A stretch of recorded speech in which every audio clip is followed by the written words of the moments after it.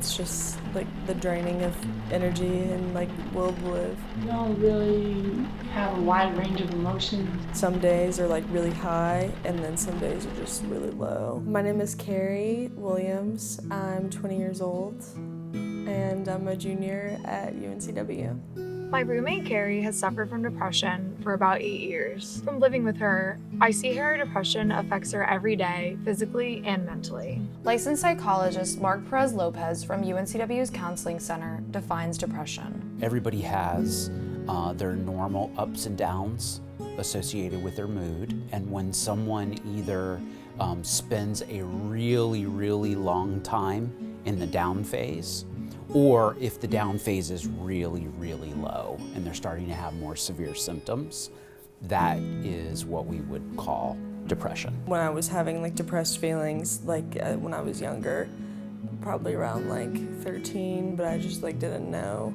that those feelings were normal. And like I think I finally really started to understand that like something was wrong when I was probably like 15. Every day is like different, but it's definitely still something that like sits on my shoulders. My name is Alana. My major is psychology and English. I dealt with depression since I was like in 8th, 12 or 13. I was put on medication pretty early, like 14. I started on Prozac or Paxil. One of those. Like 18, I think, I was prescribed Prozac. Originally it was just like 10, but I definitely had to go up to like 40 for about 2 years and stayed on that. And it kind of helped like balance me out. The first thing that one of my therapists like ever said to me was that I needed to like take care of something because I wasn't taking care of myself and I needed to learn how to do that with other things that weren't people. Honestly, taking care of plants and like keeping a lot of plants has really helped my mental health, and painting, like my paintings mean a lot to me. Like they have a lot of sentimental value.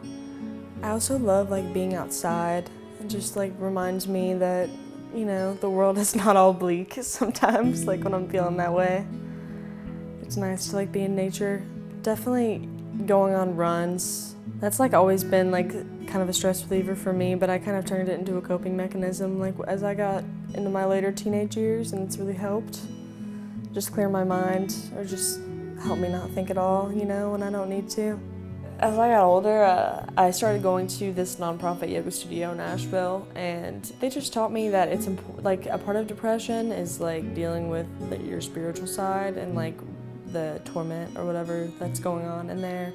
So doing yoga has helped me look inside deeper than just like the surface level of my problems, which has been really nice. It's also taught me like meditation and like the power and importance of that in everyday life.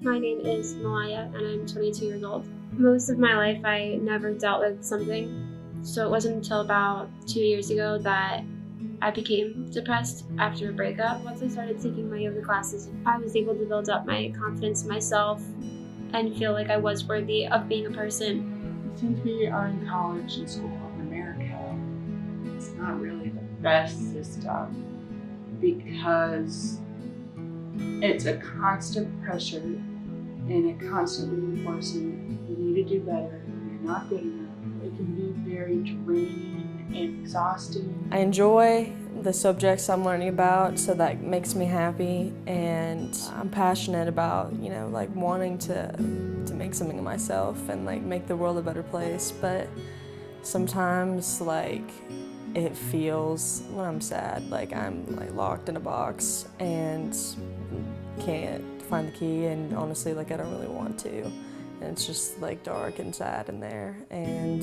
I'm alone. And when school stress like adds to that, it's just like procrastination feels better than doing anything. In any given year, we see approximately 1,000 students come into the counseling center. So that's like the direct service, like me and you would be talking about, like individual or couples, group, stuff like that.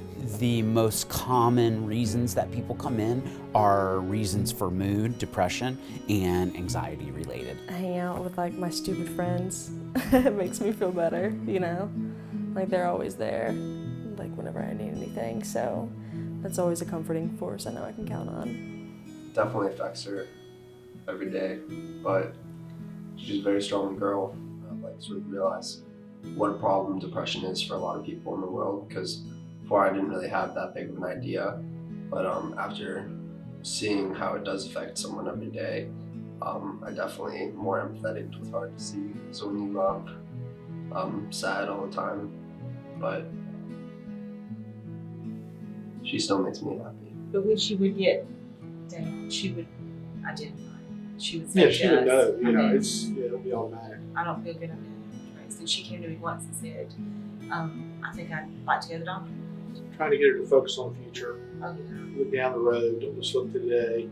And a lot of times just let her work it out. You know, she may be a little angry about it. She may be a little frustrated. So sometimes she just needs a little space. I think like the worst part of depression is like feeling like you're not understood and that you're alone. And my circumstances, it's just, I felt like very alone sometimes, you know, just like I isolated myself and like felt like I was the only one who cared about like these feelings and like this pain I was experiencing. And I think like hearing that I'm understood and that I'm loved is something that like is like so essential for me to like feel and hear every single day and like, keep going.